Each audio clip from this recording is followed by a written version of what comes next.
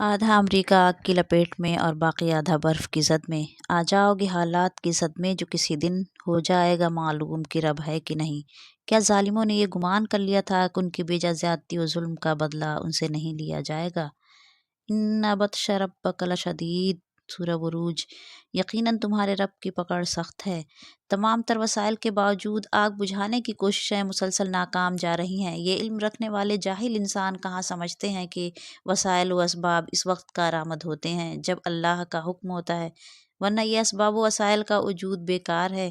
انسان جتنا بھی ترقی کر لے وہ انسان ہی رہے گا۔ وہ بھلا خدا کی قدرت سے کیسے مقابلہ کر سکتا ہے اور کیوں کرے؟ اب خدا کے منکر خدا سے آس و امید لگائے بیٹھے ہیں کہ کس طرح ہوا کی رفتار میں کمی ہو جائے یا کم از کم ہوا کا رخ ہی تبدیل ہو جائے تاکہ آگ بجھانے میں آسانی ہو۔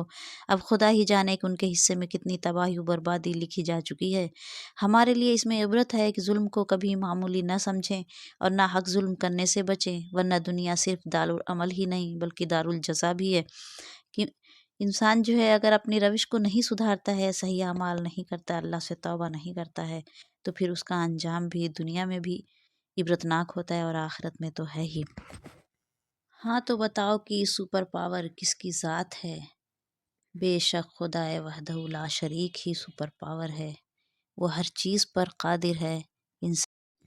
وقت، ہر چیز اپنے وقت پر ہی اچھی لگتی ہے۔ نیکی کمانے کا وقت جوانی ہے۔ افسوسناک بات ہے کہ ہم نیکی اس وقت کرتے ہیں جب برائی کے قابل نہیں رہتے۔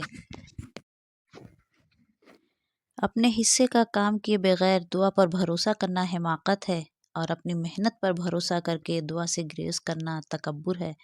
دعا اللہ سے ضرور کرتے رہنا چاہیے۔ امید کبھی نہ چھوڑنا، کل کا دن آج سے بہتر ہوگا انشاءاللہ۔ وقت معین تک اللہ کی ڈھیل۔ حضرت عقبہ بن عامر رضی اللہ عنہ سے روایت ہے کہ رسول اللہ صلی اللہ علیہ وسلم نے ارشاد فرمایا، جب تم دیکھو کہ اللہ سبحانہ وتعالیٰ کسی شخص کو نافرمانیوں کے باوجود اس کی پسند کی دنیاوی چیزیں دے رہے ہیں تو سمجھ لو کہ یہ اس کے لیے ڈھیل ہے۔ پھر آپ صلی اللہ علیہ وسلم نے یہ آیت تلاوت فرمائی، پھر جب انہوں نے اس نصیحت کو بھلا دیا جو انہیں کی گئی تھی تو ہم نے ہر طرح کی خوشحالیوں کے دروازے ان پر کھول دیے، یہاں تک کہ جو نعمتیں انہیں دی گئی تھیں جب وہ ان میں خوب مگن ہو گئے تو اچانک ہم نے انہیں پکڑ لیا، اور اب حال یہ تھا کہ وہ ہر خیر سے بالکل مایوس ہو کر رہ گئے۔ سورہ انعام آیت نمبر 44۔